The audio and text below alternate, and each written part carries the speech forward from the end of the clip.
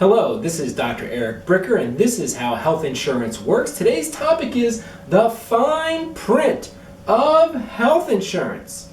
Now, all insurance policies, including health insurance, have what I call the 3 Ps. They've got the premium, which is the amount you have to pay every month. You've got the payout, which is how much they'll pay for, which typically affects like your deductible, your copays, your co-insurance, your out-of-pocket max. And then the third and final P is the fine print.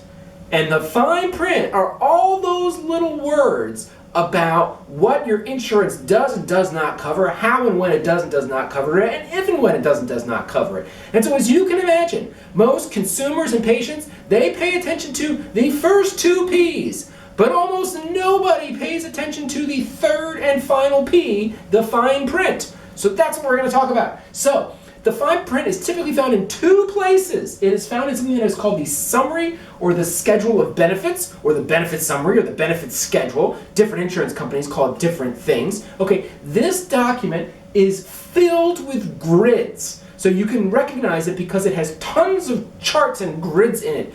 And it has things that are very detailed about what percentage you pay, what percentage the health insurance companies pays, okay?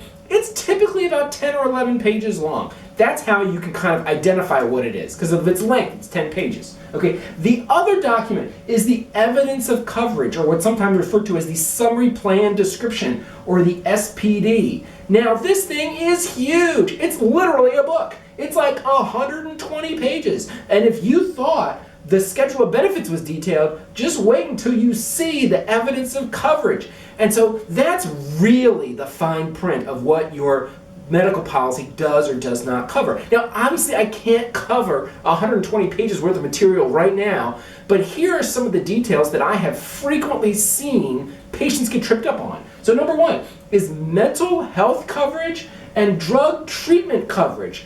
Some plans don't cover it at all. Some plans cover it only in certain circumstances. Some plans only cover it in very limited circumstances. And some plans offer very extensive coverage for mental health, things like depression, anxiety, etc., and drug treatment, substance abuse, whether it be alcoholism or other drugs. Okay, next we have durable medical equipment. Okay, what in the world is that? It's abbreviated DME typically. That's things like wheelchairs, oxygen tanks, knee braces, elbow braces, wrist braces, UV lights for newborn babies that are jaundiced. Sometimes the doctor will say you need ultraviolet lights at home for your jaundiced child.